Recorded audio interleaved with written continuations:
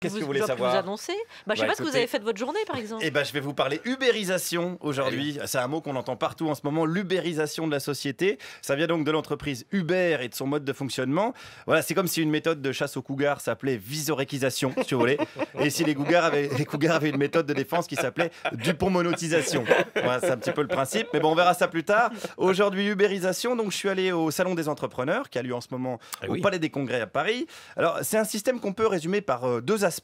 Premier aspect, devenir son propre patron. Est-ce que ça, c'est une bonne chose? C'est une bonne chose parce que tout le monde le veut. Ah ouais, vous pensez? Oui, bien sûr. Tout le monde veut s'auto-exploiter? Je sais pas, vous n'utilisez pas les bons mots. Ah pardon. S'autofinancer. À s'auto-financer, pardon. Mais quand même en bossant 40 heures par jour pour pas un rond. Et pourquoi pas? Mais évidemment, pourquoi pas? C'est génial. Et si vous faites grève, vous appelez Jean-Pierre Pernaut pour dire que vous vous êtes vous-même pris en otage. Vous pouvez même vous acheter une matraque de CRS pour vous matraquer la gueule. Nos auditeurs sadomaso se régalent. C'est beau, c'est le progrès. Et ça va même plus loin que ça. Si vous êtes au chômage, qu'est-ce que vous faites? J'ai demandé à un autre professionnel de l'ubérisation. C'est un cas de conscience. Qu'est-ce que je fais? Est-ce que je reste chez moi sans travailler ou est-ce que je décide d'avoir un emploi qui va être rémunéré, quelle que soit la rémunération, ou je vais faire quelque chose où je vais me sentir utile parce qu'il y a la notion de sensation d'être utilité. Donc on a le choix entre soit être esclave, soit être SDF. Exactement, on a un vrai choix, c'est un vrai dilemme, c'est le dilemme du prisonnier 4.0. Voilà, le dilemme du prisonnier 4.0. Alors quand on parle de prisonnier, rien à voir avec Cahuzac, ni Serge Dassault, ni notre invité s'il dit du mal de la mairie de Marseille. Le dilemme du prisonnier, c'est un jeu où vous êtes forcément perdant si vous ne coopérez pas. Alors ça pourrait être sympa, sauf que chez Uber, entre tous ces chauffeurs, il n'y a qu'un seul gagnant. Et le gagnant, c'est précisément l'entreprise Uber, qui en plus ne paye pas ses impôts en France. Donc si vous voulez, pour résumer, Uber, c'est un peu le conseil municipal de Levallois-Perret. Voilà, vous voyez un petit peu. Alors, est-ce que... Il a payé hier, vous êtes un salaud. Oui, pardon. Oui, c'est vrai en plus. Pardon, Patoche. Je m'excuse. J'irai rendre visite aux habitants de Levallois-Perret demain matin, certainement. Alors, est-ce que quand même, au niveau d'une société, ça pose pas quelques problèmes, tout ça? Ça pourrait être un peu chiant, mais c'est les nouvelles règles en fait. C'est les nouvelles règles et l'ubérisation, c'est le fait de ne pas avoir un vrai contrat de travail. C'est aussi ça. C'est une forme, oui, je trouve un vrai contrat de travail, mais je ne cotise pas forcément. C'est les avantages et les inconvénients. Ouais, ça c'est un problème ça du coup alors. C'est un problème. Il n'y a pas de protection sociale là? Il n'y a pas de protection sociale et on arrive au cœur du problème. Et vous êtes très très fort dans votre question et votre analyse, monsieur, il faut le dire. Et ben voilà, j'aurais donc une bonne note parce que c'est ça le deuxième aspect de l'ubérisation, c'est le système de notation. Alors c'est comme si les auditeurs nous notaient, nous par exemple. Par exemple, s'ils enlevaient un point à chaque fois qu'un chroniqueur est de mauvaise foi.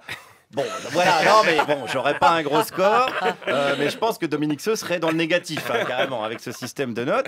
Il y a même une start-up qui met en relation des étudiants et des entreprises qui a inventé un système de double notation. Ils ont deux notes, une note qu'on appelle de personnalité et une note de compétence. L'idée derrière tout ça, c'est que s'il est nul en compta, il va avoir 1 en compta, mais il est quand même super sympa, donc il va avoir 5 en personnalité. Donc en gros, ça va le sauver. Ah, ça veut dire qu'on peut être nul dans un domaine, mais quand même sympa et quand même réussir à travailler. Et du coup, pas être exclu de la plateforme parce que Mais et inversement, on peut être un gros con de comptable compétent et du coup. Exactement, on peut avoir note de 5 en comptabilité et 1 en personnalité. Et là, Et là, c'est la merde dans la compta, mais avec le sourire.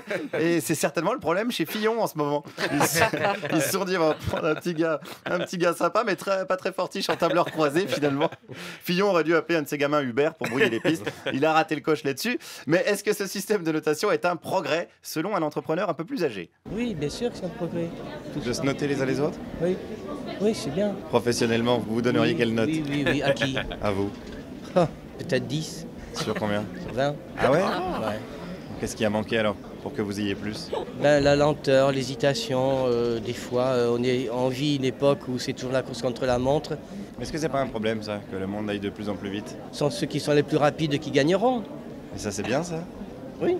Voilà, ce sont les plus rapides qui gagneront. Est-ce qu'on n'est pas en train de se construire une société d'éjaculateurs précoces? Je ne sais pas, ça en arrange peut-être certains. Une société où on devra gagner sa vie à toute vitesse, mais sans avoir le temps d'en profiter. Alors, comment tout ça va se finir?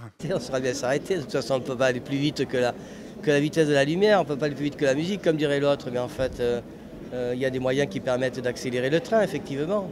Voilà. Et est-ce que l'important, c'est pas où va le train, plutôt que la vitesse à laquelle il va?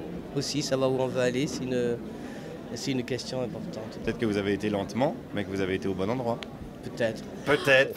C'est du Paolo Coelho. Mais peut-être que nous aussi, on va vite dans notre émission. Voilà, on fait des chroniques. Voilà, on essaye d'aller aussi vite que le train. Alors Clara nous ralentit, certes, mais bon, on s'en fout. On n'a pas vocation à monter dans le train. Hein, on a plutôt vocation à le faire décélérer avant qu'il se fracasse la gueule. C'est ça qu'on veut, et j'appellerais ça la si tu écoutes génulisation de la société. Oh, c'est bon.